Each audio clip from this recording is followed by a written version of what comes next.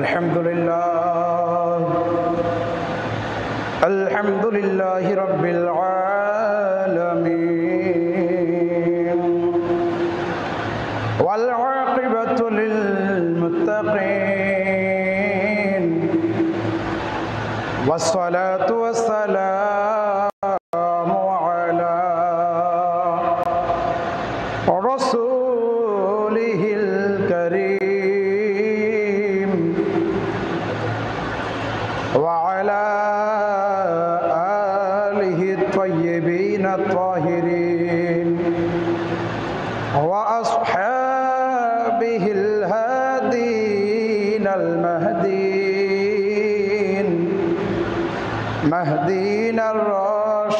الراشدين المسترشدين أما بعد فأعوذ بالله من الشيطان الرجيم بسم الله الرحمن الرحيم ألا إن أولياء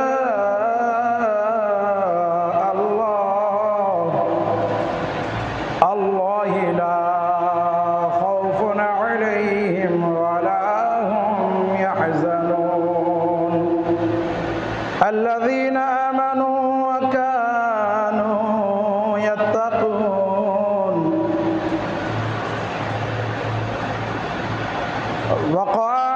وقال النبي صلى الله تعالى عليه وسلم إن من عباد الله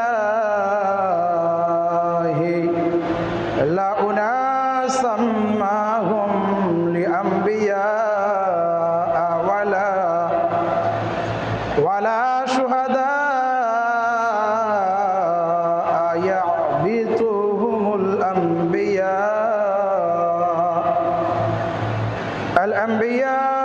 الأنبياء والشهداء يوم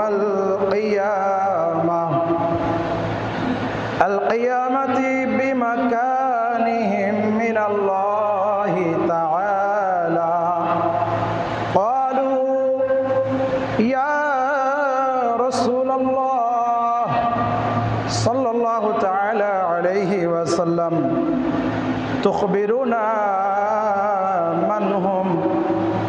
قال هم قوم تحابوا لروح الله على غير أرحام بينهم ولا أموال يتعاطونها فوالله إن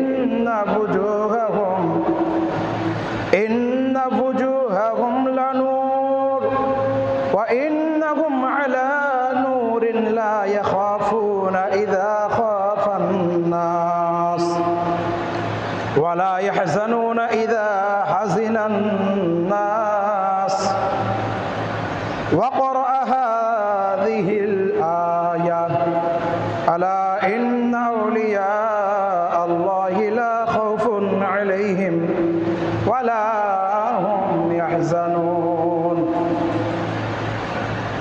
وقال تعالى في شأن حبيبه إن الله وملائكته يصلون على النبي يا أيها الذين آمنوا صلوا عليه وسلموا تسليما اللهم صل على سيدنا مولانا محمد وعلى آله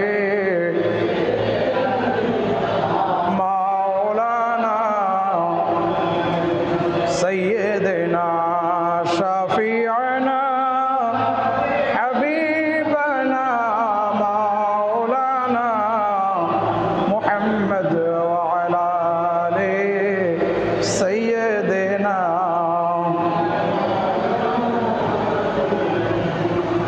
উপস্থিত গলার জন্য এই কলোনি জামে মসজিদে পবিত্র দিন জুমার দিন সফরুল মুজাফফর মাসের প্রথম জুমায় জুমার নামাজের জন্য যে সমস্ত মুসলিমবৃন্দ মসজিদে এসেছেন, সকলকে আমার অন্তরের স্থল থেকে সালাম। আসসালামু আলাইকুম ওয়া রাহমাতুল্লাহি ওয়া বারাকাতুহু। আল্লাহ তাআলার দরবারে লাখো কোটি শুকরিয়া আদায় করছি যে আল্লাহ তাআলা আমাদের সকলকে পবিত্র দিন জুমার দিন জুমার নামাজের জন্য মসজিদে আসার ইবাদত বন্দেগী করার যে তৌফিক দান করেছেন,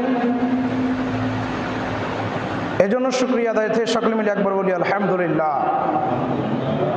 অগণিত দরুদ ও সালাম সেই অদৃশ্যের সংবাদদাতা নবীর প্রতি পেশ করছি, যেই নবীজি গায়বের খবর প্রকাশ করতে কৃপণতা করেন না।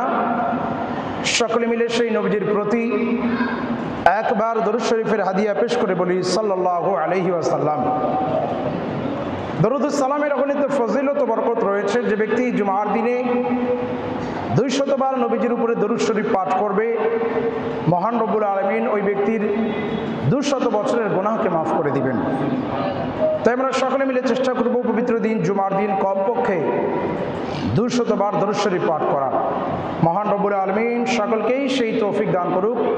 সকলে মিলে বলি আল্লাহুম্মা আমিন। ইসলামী নববর্ষের প্রথম মাস মুহররমুল হারামের পরে দ্বিতীয় যেই মাস সফর মাস, এই সফর মাসে বিশেষ করে বিভিন্ন আউলিয়া কেরামদের উরুস মোবারক পালন করা হয়। তাই আমি মনস্থ করেছি কোরআনে মাজিদ ফুরকানে হামিদ থেকে আল্লাহ তাআলার ওলিদের, আল্লাহ তাআলার প্রিয় বান্দাদের আলোচনা করার জন্য মনস্থ করেছি। তার সঙ্গে আবু দাউদ এবং আস-সুনানের ফির রহনি ওয়াল ইজারা অধ্যায়ের হাদিস নম্বর 3529 আপনাদের সম্মুখে আমি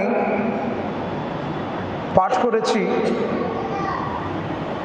ইনশাআল্লাহ হাদিসের আলোকে, কোরআন পাকের আয়াতের আলোকে, হাদিসের আলোকে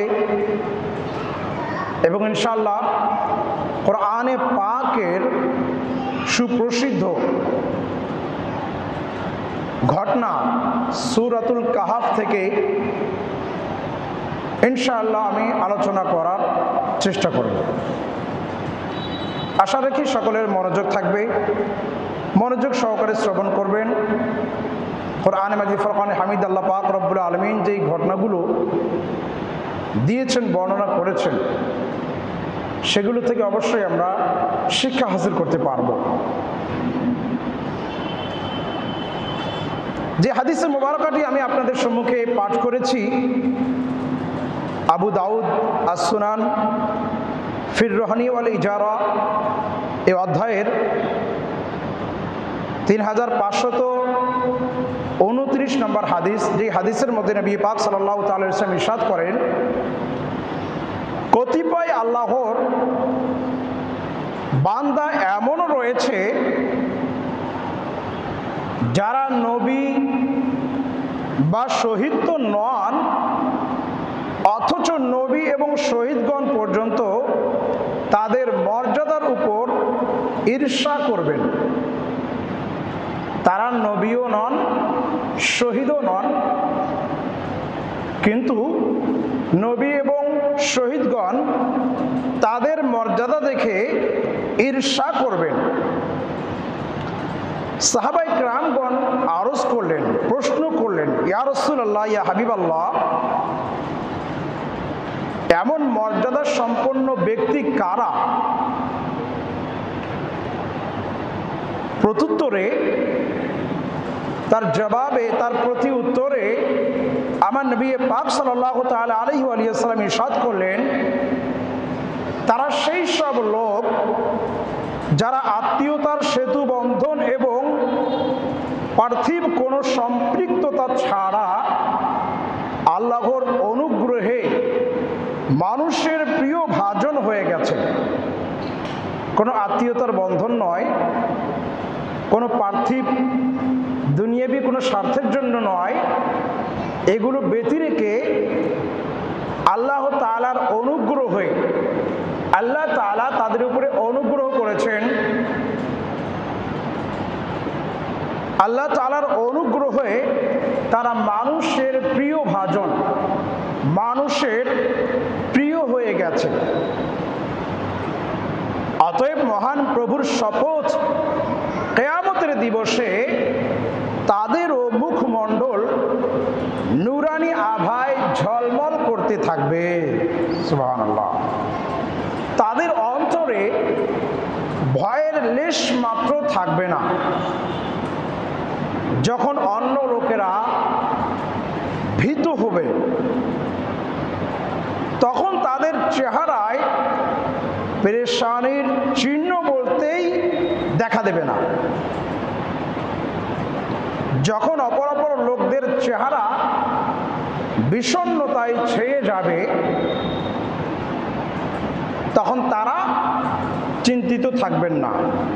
যারা আল্লাহ তাআলার প্রিয় ভাজন, যারা আল্লাহ তাআলার প্রিয়, কিয়ামতের ময়দানে আমরা সবাই জানি, সবাই নফসি নফসি করব, সবাই পেরেশান থাকব, কি হবে কি হবে। তো সবাই যখন পেরেশানির মধ্যে থাকবে, তখন তাদের চেহারায় কোনো পেরেশানি হবে না, পেরেশানির লেশ মাত্র তাদের থাকবে না। অতঃপর নবী পাক সাল্লাল্লাহু তাআলা আলাইহি ওয়া সাল্লাম এই আয়াতে কারিমা পাঠ করলেন, আলা ইন্না আউলিয়া আল্লাহি লা খাউফুন আলাইহিম ওয়া লা হুম ইয়াহজানুন। খবরদার, হুঁশিয়ার, সাবধান হয়ে যাও, তারা ওই সমস্ত ব্যক্তি, ইন্না আউলিয়া আল্লাহ, নিশ্চয়ই তারা যারা আল্লাহ তাআলার প্রিয় ভাজন, যারা আল্লাহ তাআলার প্রিয়, যারা আল্লাহ তাআলার বন্ধু, লা খাউফুন আলাইহিম, তাদের কোনো ভয় নাই, খৌফ নাই, ওয়ালা হুম ইয়াহজানুন, তাদের মধ্যে কোনো চিন্তা নাই। তাহলে কোরআনে পাক এর আয়াতে কারিমা এবং হাদিসে মুবারাকা থেকে আমরা কমপক্ষে এতটুকু বুঝলাম যে নবী পাক সাল্লাল্লাহু তাআলা আলাইহি সাল্লাম আবু দাউদ শরীফের একটি হাদিস, as-সুনান ফির রুহানি ওয়াল ইজারা, এই অধ্যায়ের 3529 নম্বর হাদিস, যেই হাদিসের মধ্যে নবী পাক সাল্লাল্লাহু তাআলা আলাইহি সাল্লাম ইরশাদ করেছেন, কিয়ামতের ময়দানে কিছু ব্যক্তি এমন হবে যে যারা নবীও নন, শহীদও নন, কিন্তু নবী বা শহীদগণ তাদের দেখে ঈর্ষা করবেন। তাদের মর্যাদা এমন হবে যে যখন মানুষেরা কিয়ামতের ময়দানে চিন্তিত থাকবেন, পেরেশানিতে থাকবেন, তারা কোনো প্রকার পেরেশানিতে থাকবেন না। তারা কারা? আত্মীয়তার বন্ধনে নয়, আত্মীয়কে মহব্বত করে ভালোবাসে, এই হিসাবে একটা সম্পর্ক, দুনিয়াবি পার্থিব লোভ লালসা বিভিন্ন কারণবশত, এই সমস্ত কোনো কিছুরই নয়, বরঞ্চ আল্লাহ তাআলার পক্ষ থেকে তাদেরকে এমন করা হবে যে তারা আল্লাহ তাআলার প্রিয়, এই জন্য মানুষেরা তাদেরকে মহব্বত করবে, ভালোবাসবে। এই সমস্ত ব্যক্তিরা কাল কিয়ামতের ময়দানে তাদের ক্ষমতা, তাদেরকে আল্লাহ তাআলা, অন্যান্য ব্যক্তিরা যখন চিন্তিত থাকবেন, এই সমস্ত ব্যক্তিরা কোনো প্রকার চিন্তিত থাকবেন না। আসুন তাহলে এখন যারা আল্লাহ তাআলার প্রিয়, যারা আল্লাহ তাআলার মাকবুল, তাদের আলোচনা কোরআনে পাকে আছে কিনা। আমরা যদি কোরআনে মাজিদ ফুরকানে হামিদ খুলি, 114টি সূরার মধ্যে একটি সূরা, যেই সূরার নাম হচ্ছে সূরা কাহাফ। সূরা কাহাফ, এই সূরা কাহাফের মধ্যে আল্লাহ পাক রব্বুল আলামিন একটি ঘটনা লিপিবদ্ধ করে দিয়েছেন। সেটা হচ্ছে হযরতে মুসা আলাইহিস সালাম এবং হযরতে খিজর আলাইহিস সালাম। খিজর আলাইহিস সালাম তিনি একজন নবী, আবার অনেকের মতে যে তিনি নবী নন, ওলি। এখানে আমরা কোনো দ্বিধাদ্বন্দ্বে যেতে চাচ্ছি না এক কথায় আমরা যদি এনাকে মানি আল্লাহ তাআলার প্রিয় ব্যক্তি, আল্লাহ তাআলার প্রিয় মানে যারা আল্লাহ তাআলার প্রিয়, আল্লাহ তাআলার বন্ধু, তাহলে তিনি হচ্ছেন আল্লাহ তাআলার একজন বন্ধু, আল্লাহ তাআলার প্রিয়। ওলি তো অবশ্যই, ওলি মানতে কারো দ্বিধা নাই, কোনো প্রকার দ্বিধা নাই। এক কথাই আল্লাহ তাআলার প্রিয়ভাজন, আল্লাহ তাআলার প্রিয় ব্যক্তি হচ্ছেন খিজর আলাইহিস সালাম। এদিকে মুসা আলাইহিস সালাম তিনি হচ্ছেন একজন নবী। তিনি বলতেছেন, আল্লাহ আমি একজন তোমার প্রিয় ভাজন, তোমার একজন প্রিয় ব্যক্তির সান্নিধ্যে থাকতে চাই, কাছে থাকতে চাই, সেখান থেকে আমি কিছু জ্ঞান অর্জন করতে চাই। আল্লাহ তাআলা বললেন, ঠিক আছে, তুমি যখন আমার প্রিয় ব্যক্তির সঙ্গে, প্রিয় ভাজনের সঙ্গে, আমার ওলির সঙ্গে সাক্ষাৎ করতে চাও, আল্লাহ তাআলা সূরা কাহফের মধ্যে বলছেন, ফাওয়াজাদা আবদাম মিন ইবাদিনা আতাইনাহু রাহমাতাম মিন ইনদিনা ওয়া আল্লামনাহু মিন লাদুন্না ইলমা। যার কাছে ইলমে লাদুনি ছিল, এই ব্যাপারে বলছেন ফাওয়াজাদা, অতঃপর তারা পেলেন, আবদাম মিন ইবাদিনা, আমার একজন বান্দা, এখানে আবদ মানে এখানে প্রিয়, আবদের ক্যাটাগরি অনেকগুলো আছে। আবদাম মিন ইবাদিনা আতাইনাহু, তার সাথে সাক্ষাৎ পেলেন। অতঃপর তারা আমার বান্দাদের মধ্যে এমন একজনের সাক্ষাৎ পেলেন যাকে আমি ওয়াল্লামনাহু,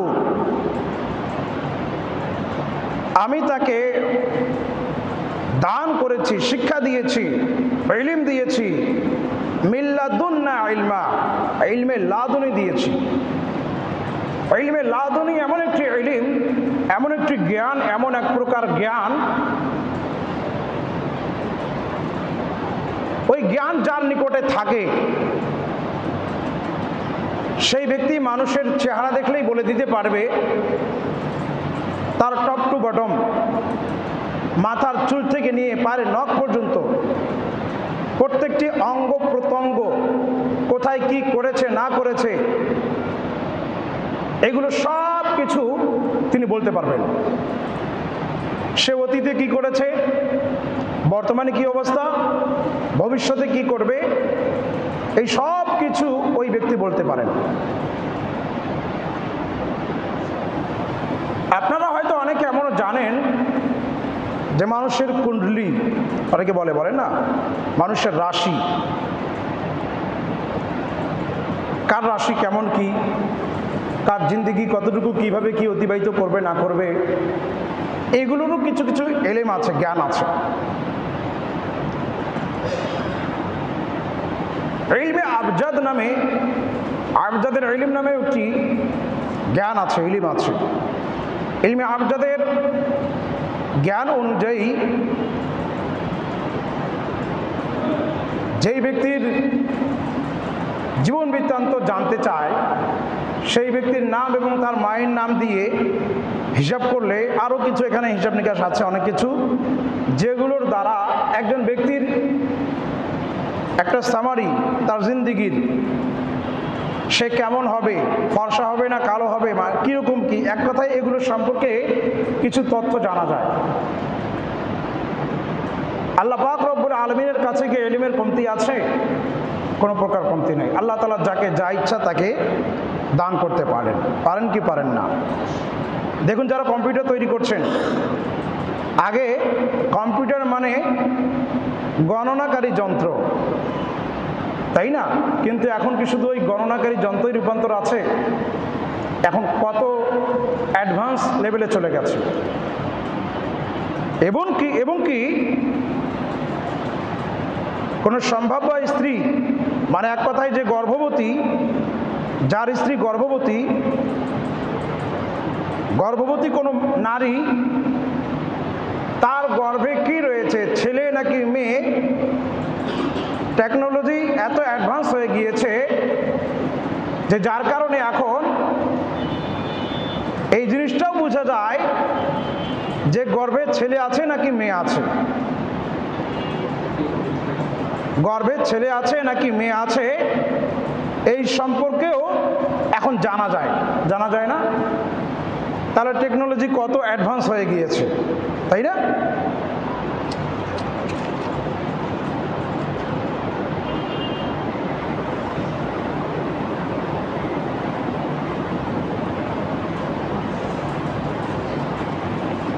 একটু দরুদ শরীফ পড়ি। আল্লাহুম্মা সাল্লি আলা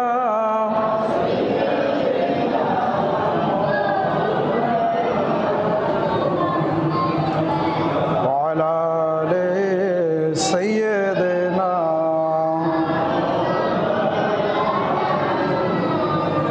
সাইয়্যিদিনা শাফিআনা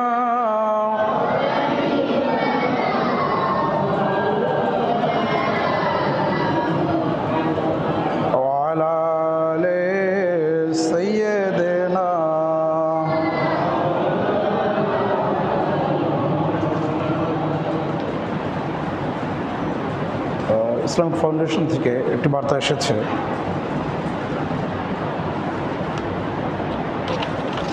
এটি আগে আপনাদেরকে পড়ে শোনাই, তারপরে আমি আলোচনা করি, কি বলেন? হ্যাঁ, আচ্ছা, লোকজন সবাই আসুক তারপর। আমি যে আলোচনা করছিলাম সে আলোচনায় চলে যাই। তাহলে খিজর আলাইহিস সালামের নিকটে, অর্থাৎ মুসা আলাইহিস সালাম বলেন, আল্লাহ, আমি তোমার এমন একজন ওলির সান্নিধ্যে থাকতে চাই যার কাছ থেকে আমি কিছু শিক্ষা হাসিল করব। আল্লাহ তাআলা বললেন, ঠিক আছে, তুমি তাহলে এমন একটি জায়গায় যাও যেই জায়গায় দুই সমুদ্রের মিলনস্থল আছে, সেই জায়গায় তুমি আমার ওই ওলির সান্নিধ্য পাবে, আমার প্রিয় ব্যক্তির সান্নিধ্য পাবে। মুসা আলাইহিস সালাম তখন তার একজন খাদেমকে সঙ্গে নিলেন, যার নাম ছিল ইউশা ইবনে নুন। ইউশা ইবনে নুনকে সঙ্গে করে নিয়ে কিছু ভুনা মাছ নিলেন, প্রতিমধ্যে যদি খিদা লাগে খাওয়ার জন্য। চলতে লাগলেন, চলতে চলতে কিছু দূর যাওয়ার পর একটি জায়গায় গিয়ে ওনারা বিশ্রাম নিলেন। মুসা আলাইহিস সালাম একটু শুয়ে পড়লেন, আরাম করছেন। খিজর আলাইহিস সালাম তখন দেখলেন যে ওখানে তার ব্যাগের মধ্যে যেই ভুনা মাছ ছিল সেই মাছটি নড়াচড়া করছে। তিনি ব্যাগ যখন খুলে দিলেন, দেখলেন ওই মাছটি, ভুনা মাছটি বের হয়ে গেল, বের হয়ে সমুদ্র দিয়ে চলা শুরু করলো। মাছ যেই দিক দিয়ে চলে যায় ওই দিক দিয়ে তো আর সুড়ঙ্গ হওয়ার কথা নয়, কিন্তু এই মাছ যেই দিক দিয়ে যাচ্ছিল সেই জায়গায় সুড়ঙ্গ হচ্ছিল, মানে চিহ্ন দেখা যাচ্ছে যে এই দিক দিয়ে মাছটা এই দিক দিয়ে যাচ্ছে। তিনি তখনই মুসা আলাইহিস সালামকে অবহিত করতে চাইলেন। আবার চিন্তা করলেন, এখন যদি উনি তো ঘুমিয়ে আছেন, ওনার ঘুমে ব্যাঘাত দেওয়া ঠিক হবে না, এই জন্য তিনি বললেন আমি পরে জানাবো। মুসা আলাইহিস সালাম যখন ঘুম থেকে জাগ্রত হলেন, জাগ্রত হয়ে ওনাকে বলেন, ঠিক আছে চলো। আবার চলতে লাগলেন। এই সময় উনি বলতে ভুলে গেলেন। কিছু দূর যাওয়ার পর যখন মুসা আলাইহিস সালামকে খিদে লেগেছে, মুসা আলাইহিস সালাম বললেন, ইউশা, তুমি এক কাজ করো, খিদে লেগেছে, একটু মাছটা বের করো, খেয়ে নেই। তখন তিনি বলেন, হুজুর, বেয়াদবি মাফ করবেন, আমি তো আপনাকে বলতেই ভুলে গিয়েছিলাম। বলে, কি হয়েছে? বলে, আপনি যেই জায়গায় ঘুমিয়েছিলেন ওই জায়গায় ওই মাছটি জীবিত হয়ে বের হয়ে চলে গিয়েছে, আমি খুলে দিয়েছিলাম, সে সমুদ্রে চলে গিয়েছে। বলে, তাই? তাহলে চলো, ওই জায়গায় তো আমাদেরকে যেতে হবে, ওই জায়গায় আমরা যার খোঁজে বেরিয়েছি তার সাক্ষাৎ সেই জায়গায় আমরা পাবো। এই জন্য আবার তেনারা চলা শুরু করলেন। আবার এসে দেখছেন একজন চাদর মুড়ি দিয়ে একজন ব্যক্তি ওই জায়গায় বসে আছে, দুই সমুদ্রের মিলনস্থলের কাছে। মুসা আলাইহিস সালাম ওখানে গিয়ে ওনার কাছে আগে সালাম দিলেন, আসসালামু আলাইকুম। তিনি জবাব দিলেন, ওয়ালাইকুম আসসালাম। কথোপকথন হচ্ছে, আলাপ আলোচনা হচ্ছে। মুসা আলাইহিস সালাম বলেন, আমি আপনার সান্নিধ্যে, আপনার কাছে, আপনার সঙ্গে আমি থাকতে চাই, কিছু শিক্ষা হাসিল করতে চাই।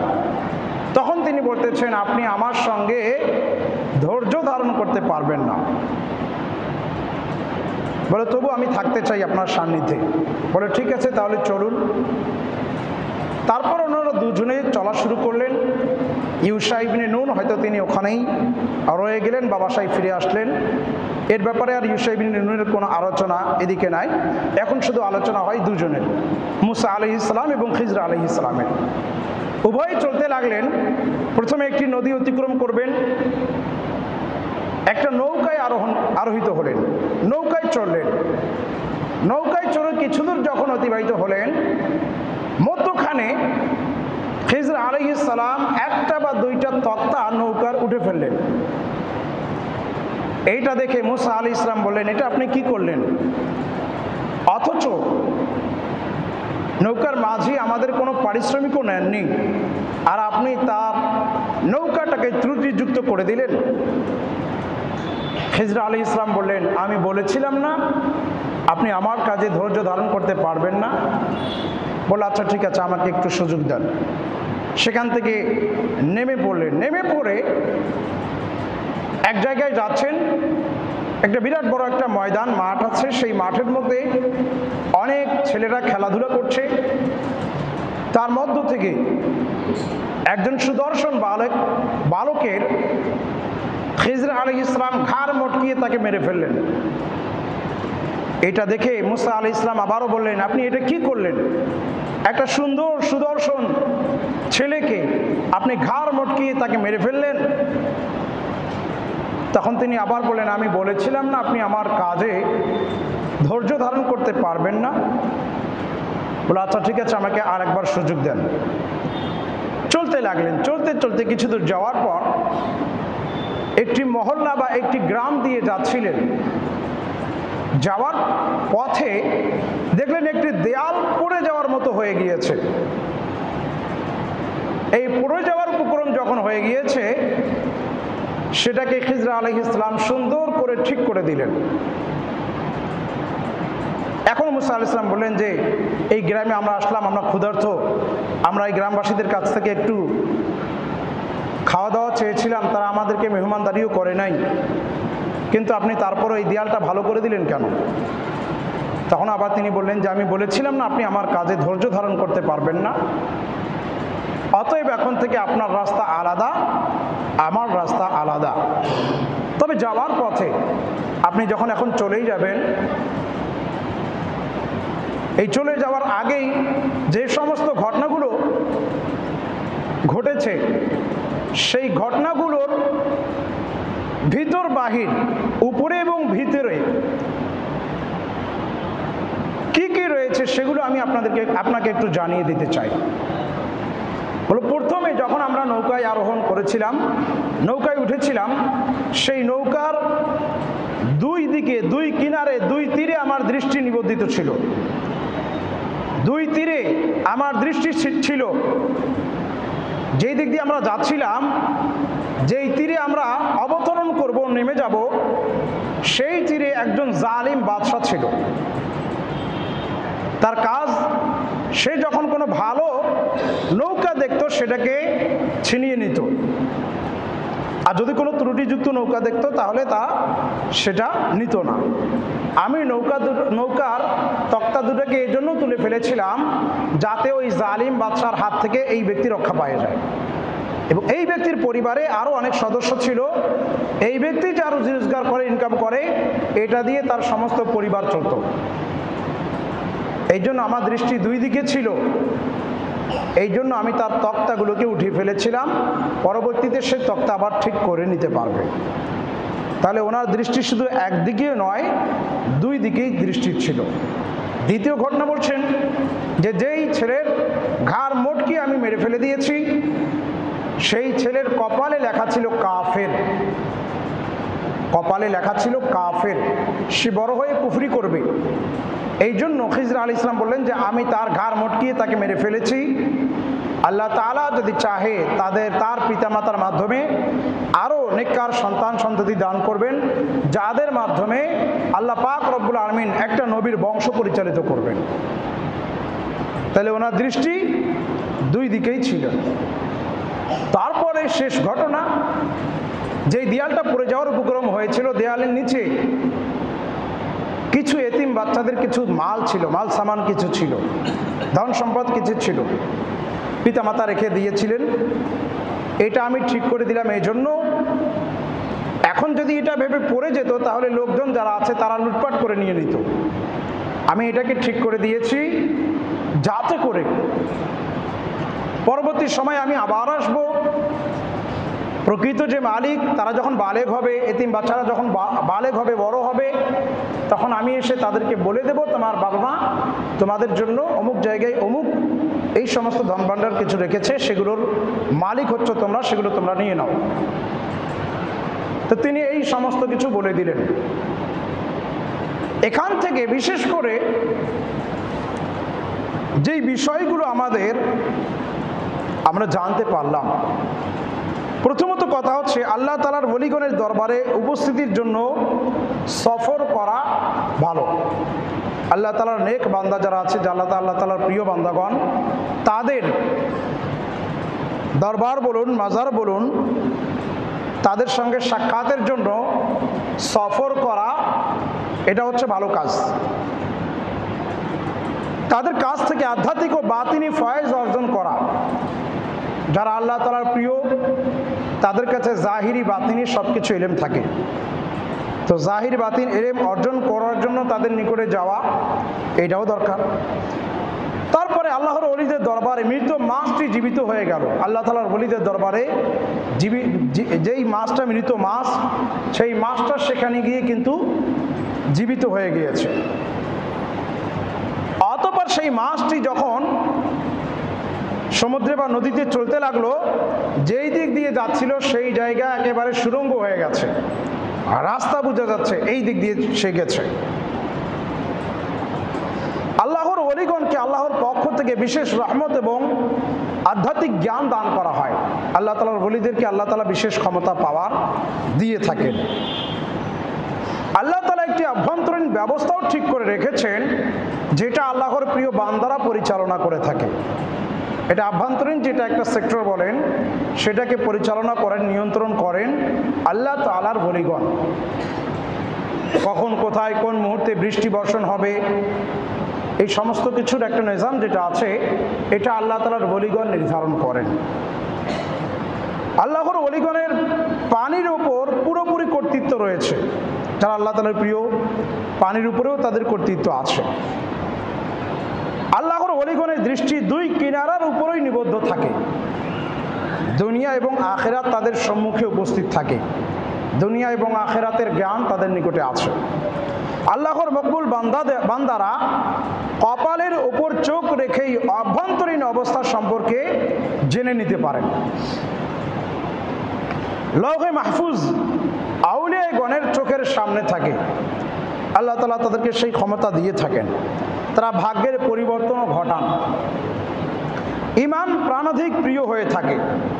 আল্লাহ প্রদত্ত জ্ঞান দ্বারা তারা মানুষের অবস্থা সম্পর্কে অবগত হন। আল্লাহ তাআলা তাদেরকে জ্ঞান দিয়েছেন, তাদের কাছে নিজে নিজে নয়, আল্লাহ তাআলা তাদেরকে সেই জ্ঞান ইলম দান করে থাকেন, যেই জ্ঞানের দ্বারা তারা মানুষের অবস্থা সম্পর্কে জানতে পারেন। তাদের চক্ষু মাটির নিচে পুঁতে রাখা বস্তু পর্যন্ত দেখতে পায়, অথচ মাটির নিচে ওই এতিম বাচ্চাদের ধন সম্পদগুলো রাখা ছিল, কিন্তু তিনি সেটাও দেখতে পারলেন আল্লাহ তাআলার অনুমতিক্রমে। আল্লাহ তাআলা তাদেরকে সেই জ্ঞান দান করেছেন। ওলিগণ পরন্ত বস্তুসমূহকে থামিয়ে দিতে পারে। তাদের কর্মের উপর প্রতিবাদ না করা উচিত। প্রত্যেক জিনিসকে শুধু বাহ্যিক দৃষ্টিতে দেখা উচিত নয়। শুধুমাত্র সামনে জাহির যেটা আছে, জাহির দিক দিয়ে দেখার পরেই বিশ্লেষণ করাটাই শুধু উচিত নয়। অনেক সময় আভ্যন্তরীণ দিকেও খেয়াল করতে হয়, দেখতে হয়। তো যাই হোক, আজকের আলোচনায় আমি যেটি আপনাদেরকে বোঝাতে চেয়েছিলাম তা হচ্ছে আল্লাহ তাআলার ওলিগণ, আল্লাহ তাআলার প্রিয় বান্দাগণ, যাদের সম্পর্কে আল্লাহ পাক রব্বুল আলামিন কোরআন মাজিদ ফুরকানে হামিদে আয়াতে কারিমা অবতীর্ণ করেছেন। আল্লাহ তাআলা ওলিদের সম্পর্কে কোরআন মাজিদ ফুরকানে হামিদে বিভিন্ন ঘটনাবলী আল্লাহ তাআলা বর্ণনা করে দিয়েছেন, যেগুলো থেকে আমরা শিক্ষা হাসিল করতে পারি। যা আল্লাহ তাআলার ওলিগণ যারা আছে তারা বরহক, তাদেরকে ক্ষমতা আল্লাহ তাআলাই দিয়েছেন। এই জন্য আমাদেরকে উচিত আল্লাহ তাআলার ওলিদেরকে মান্য করা। আল্লাহ তাআলা সকলকে সেই তৌফিক দান করুক। সকলে মিলে বলি আল্লাহুম্মা আমিন। আমার কাছে একটি বার্তা এসেছে, এটা ইসলামিক ফাউন্ডেশন সমন্বয় বিভাগ, এর মধ্যে বিশেষ করে খুতবার আগে আপনাদের জন্য একটি বার্তা দিয়েছেন যে ইমাম সাহেব পড়ে শোনাবেন। একটি ঘোষণা, সম্প্রতি শহর সৈয়দপুরে গত কয়েকদিন যাবৎ বিভিন্ন অনাকাঙ্ক্ষিত ঘটনা ঘটেছে। এই অবস্থা থেকে উত্তরণের জন্য বিশেষত অগ্নিসংযোগ, স্থাপনা ভাঙচুর, সাম্প্রদায়িক উত্তেজনা ইত্যাদি নিরসনে সৈয়দপুর শহরে নিয়োজিত সামরিক বাহিনীর নেতৃত্বে বেসামরিক প্রশাসন সহ সকল দলমত নির্বিশেষে আমরা একযোগে কাজ করছি। আমাদের প্রাণের শহর সৈয়দপুরের অতীত, ইতিহাস, ঐতিহ্য রক্ষার পবিত্র দায়িত্ব আমাদেরই।